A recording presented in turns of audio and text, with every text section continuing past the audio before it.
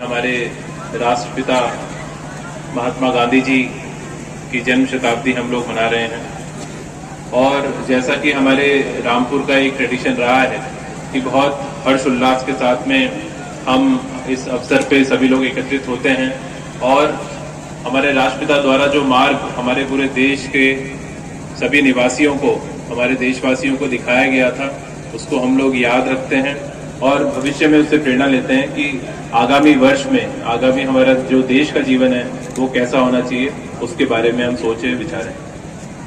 हम सौभाग्यशाली हैं कि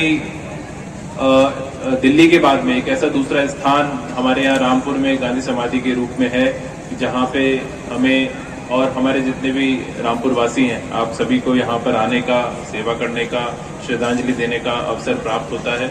और जो हमारे राष्ट्रपिता द्वारा शिक्षाएं दी गई थी स्वतंत्र आंदोलन के दौरान, जो न केवल उन्होंने अपने मुख से बल्कि अपने पूरे जीवन व्रत से जैसा उन्होंने जीवन जिया उससे हम सबको मार्ग दिखाया, उसके भी प्रेरणा स्रोत के रूप में ये स्थल हमें लगातार प्रेरणा देता है। आप सभी लोग जानते हैं कि भारतीय राष्ट्रीय आंदोलन में महात्मा गांधी जी का एक विशेष स्थान रहा है और पूरे देश को दिशा दिखाने में उनका विशेष स्थान रहा है।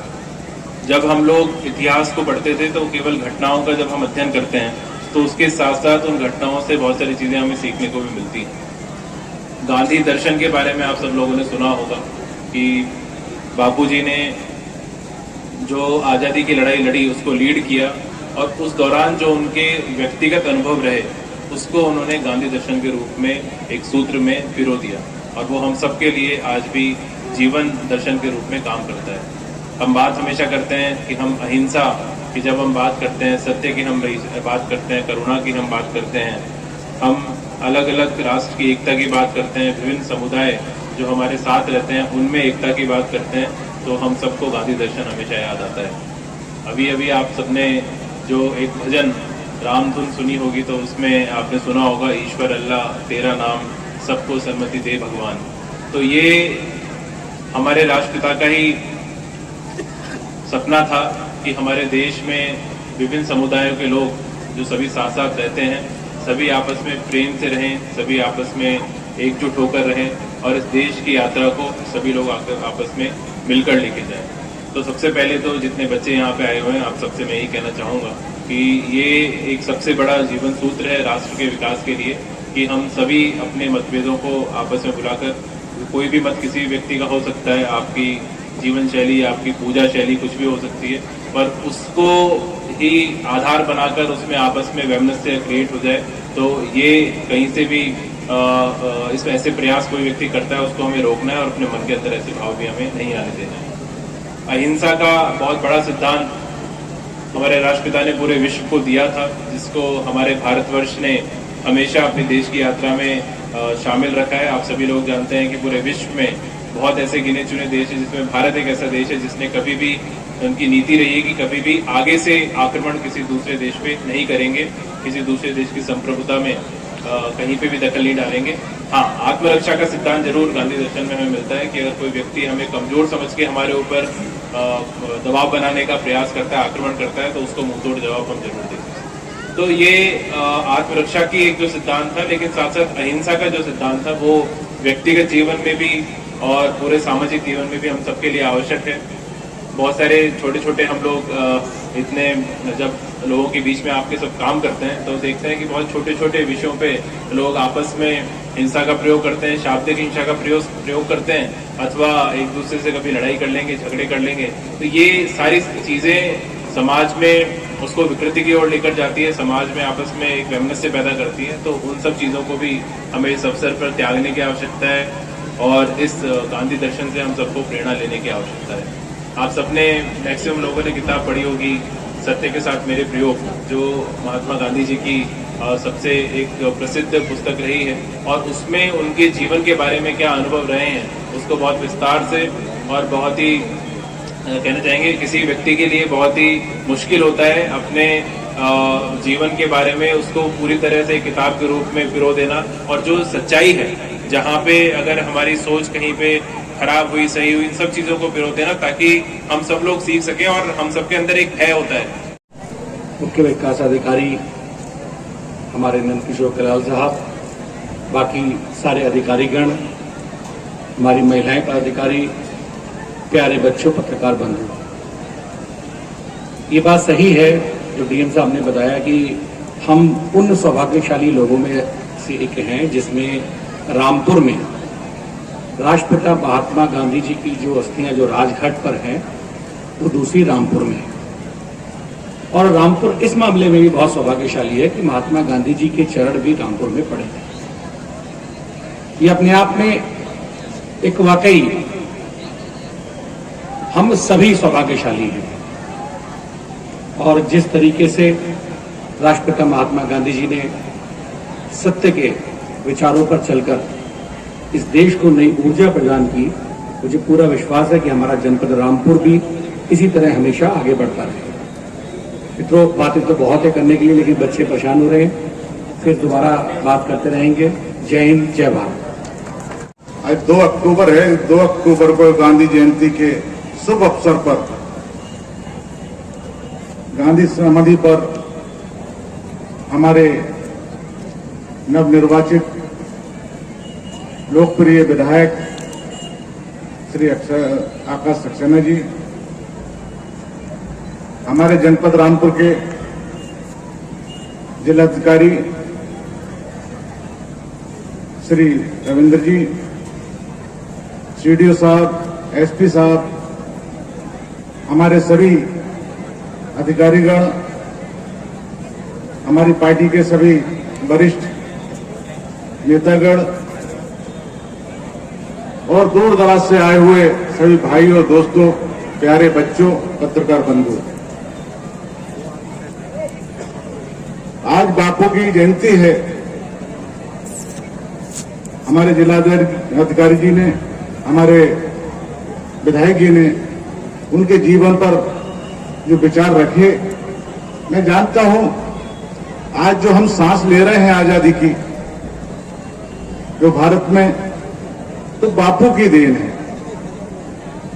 क्योंकि बापू ने ही इस देश को, ये अपनी लाठी के बल पर इस देश को आजाद कराया। वो हिंसा के पुजारी नहीं थे, अहिंसा के पुजारी थे। उस समय अंग्रेजों का शासन था, वो चाहते तो बंदूक भी उठा सकते थे, तलवार भी उठा सकते थे, लेकिन वो रवैया उन्होंने नहीं अपनाया।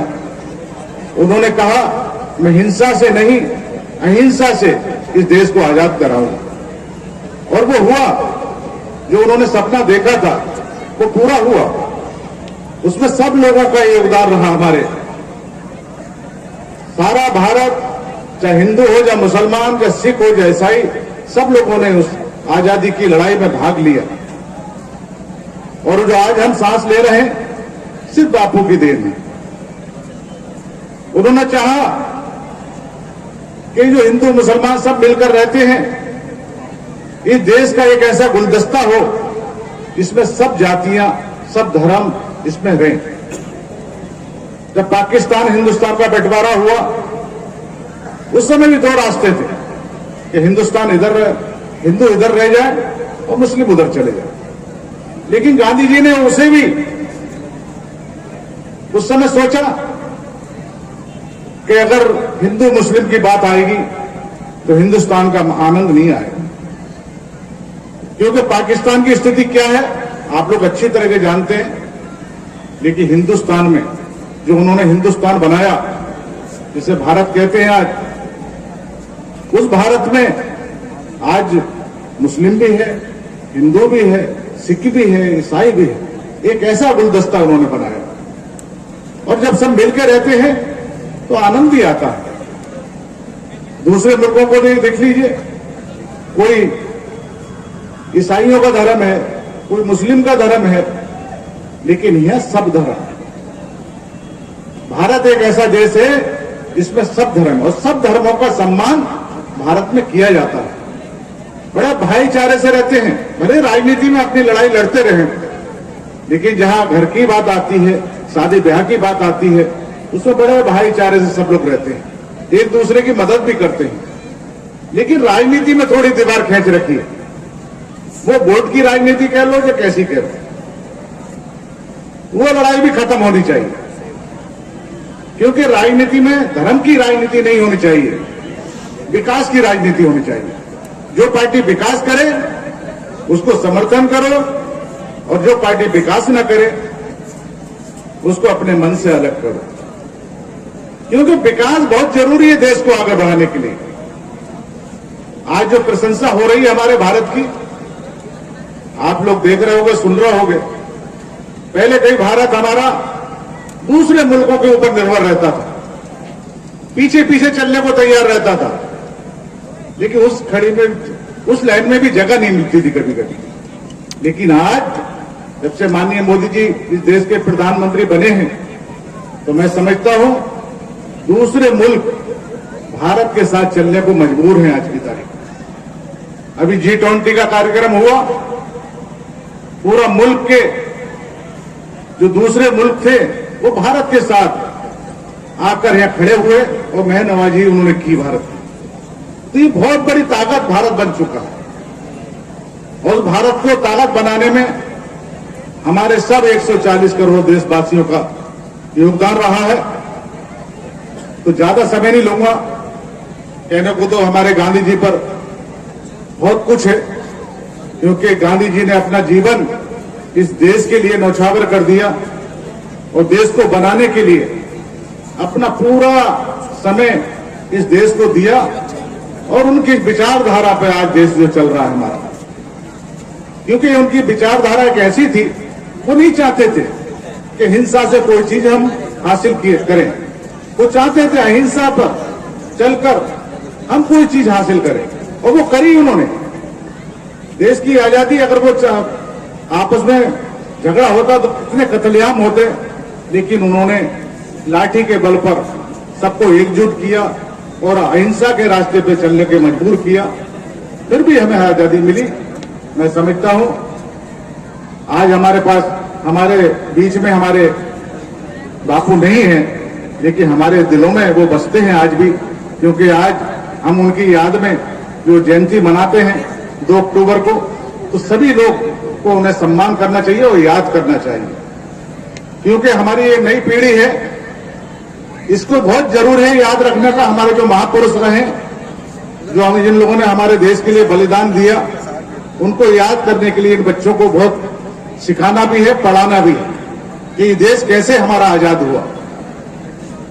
ना तो आजकल के जो इंग्लिश मीडियम स्कूल हैं उसमें परंपरा रही है, हाय भाई के चक्कर में सब भूल जाते हैं इतिहास को अपने, लेकिन इतिहास बहुत जरूरी है जानने के लिए। अपना इतिहास अगर भूलोगे तो मैं समझता हूं अपने परिवार को भूल जाओगे, देश को भूल जाओगे। इतिहास ही सिखाता है कि हमारे पूर्वजों ने हमारे लिए क्या किया, क्या नहीं किया। ये सब इतिहास पढ़ोगे तो इतिहास से पता चलेगा कि हमारे पूर्वजों ने इस देश को आजाद कराने के लिए कितनी बड़ी कुर्बानी दी और कितने कठिनाइयों से सामने से इन्हें झेलना पड़ा। तो साथियों, ज्यादा समय नहीं लूंगा। सबको गांधी जयंती की, जो बच्चे दूर दूर से आए हैं, स्कूलों से आए हैं, सबको बहुत बहुत बधाई। और जो हमारी बहन बेटियां खड़ी हैं उन्हें भी एक बार बहुत बहुत बधाई देना चाहता हूं, क्योंकि माननीय मोदी जी ने उनके लिए एक ऐसा तोहफा दे दिया है। अब तो मैंने देख रहा था हमारे जनपद रामपुर में जो थाने हैं उनमें भी उनकी नियुक्ति शुरू हो गई है। हमारे थाना भोट है, वहां पर ही मैंने देखा, कल मैंने फोन किया तो एक महिला थाना अध्यक्ष वहां से बोल रही थी। मैंने कहा भाई आप कब आ गए, तो पता चला कि उनका भी आरक्षण अभी शुरू से यहाँ रामपुर से शुरुआत हो चुकी है।